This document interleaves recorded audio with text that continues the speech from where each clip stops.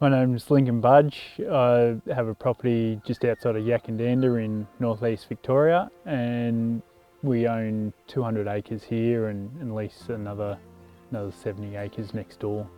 So we got Black Angus, so breeding cattle. Yeah, sometimes a little bit of fattening, but mostly just breeding. I love the animals, but I love just being in the outdoors and having big open space around you. It's just such nice being able to get out here on in the paddocks and away from people. So yeah, just the space and that I like the most probably. So obviously I have some limitations physically on farm, but I've got hand controls in different vehicles. So I've got a tractor that I've had hand controls engineered and installed in.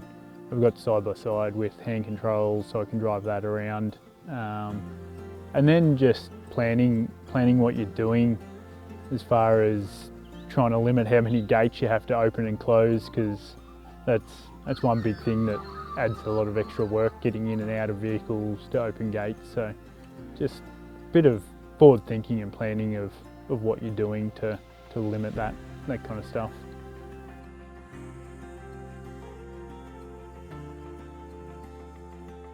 So in Victoria we've got TAC, so I do get some supports through TAC as far as hand controls into vehicles and things like that. I've had a couple of solar automatic gates put in. Can't have them right around the property, but I do have a couple and things like that. So yeah, there is some support out there for me. Yeah.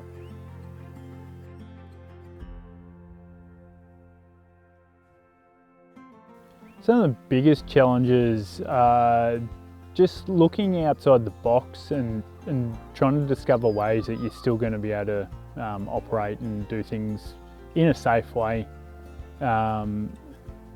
Things like cattle work and that start to get dangerous, so engaging help around those kind of things. But yeah, just the time you spend thinking about things and adapting things to work to you. Like I said, vehicle modifications and paddock arrangements and that is probably the biggest thing for me. And extra equipment, like as far as trailers and stuff that make it easier to load things on and that to make work easier. Having a lifter on the back of my ute so I can lift things on and off more easily and that kind of stuff. So yeah. Yeah, you got to be careful. There's a couple of factors, I guess. Like you don't want to fall and injure your legs or skin integrity. If you get a pressure sore or a wound or anything, that can cause a lot of trouble. Healing's a lot slower and that kind of thing.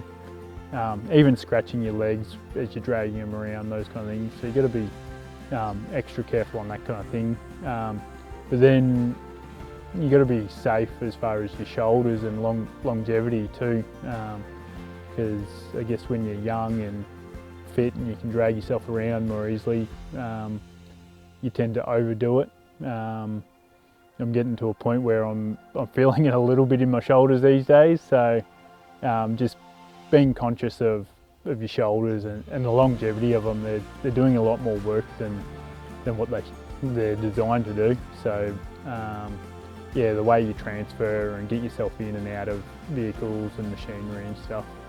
So yeah, you got to sort of really look at that from a safety point of view.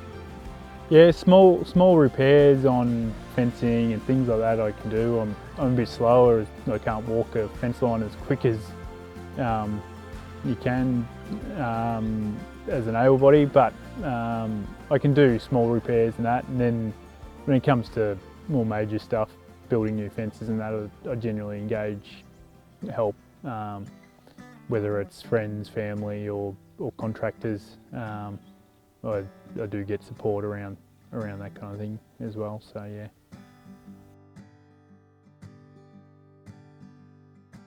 The worst one was in the tractor. I got sort of tangled up on a stump, and I was seeding at the time, and I rang brother, and he was about half an hour away. So me being impatient, I decided I was going to jump out of the tractor and crawl back to the wheelchair.